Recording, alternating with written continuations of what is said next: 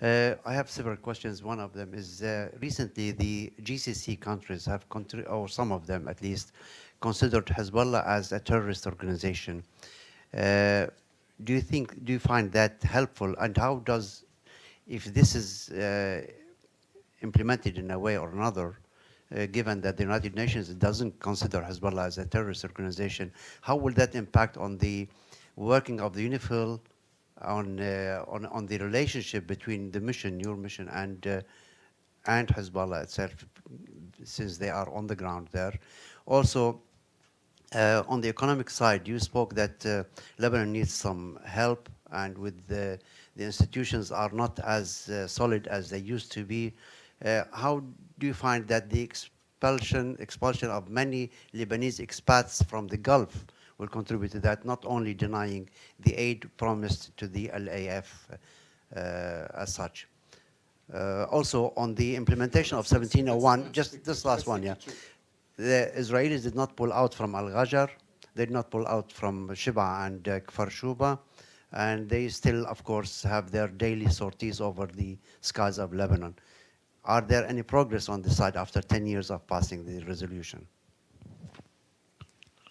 On your last point, I can be fairly straightforward. It's also in the report. No, progress has not been made, and this is why we also want to use the 10-year marker now from a viewpoint of conflict prevention and countering a narrative of inevitability of a next conflict. It's very important that renewed efforts are made on all the operative parts of the resolution. And I mentioned violations by all parties to the conflict. Your question, in a way, on the designation of Hezbollah as a terrorist actor, I will not comment on the sovereign choice by member states. For the United Nations, Hezbollah is not on any list. We continue to engage with all sides, all parties, in Beirut and in the rest of the country. This also applies to UNIFIL when it comes to operational issues in the south.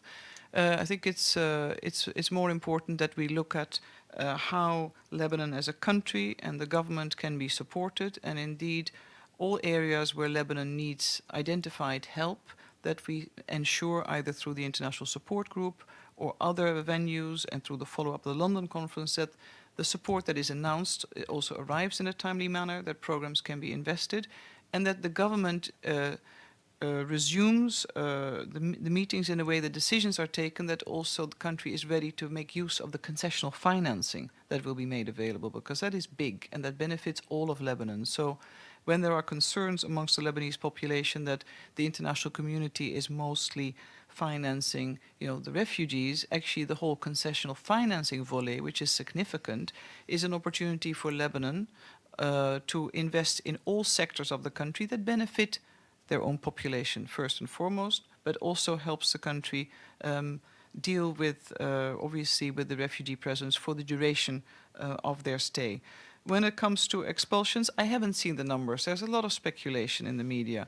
What we actually understand is that after the first decisions, the designation and a number of announcements, the deposits have not yet been withdrawn, remittances continue to be transferred, and the governor of the central bank has, as you know, given a number of reassuring interviews. I would say the proof of the pudding's in the eating, but the numbers of expulsion, I am not aware of the actual statistics. I can't go by media reporting, so I can't comment. What's very important for the economy, and I agree with your point, that remittances to Lebanon are an important part of funding families, but also allowing the country to actually also stay afloat economically. So we hope that bona fide families and individuals will continue to be supported and can continue to keep their employment. One quick question, yeah. Okay. Recently, the Greek the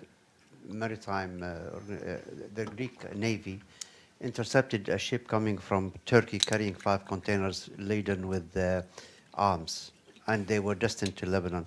Have you investigated this, who they were going to? And you spoke about the growing risk of jihadists in Lebanon.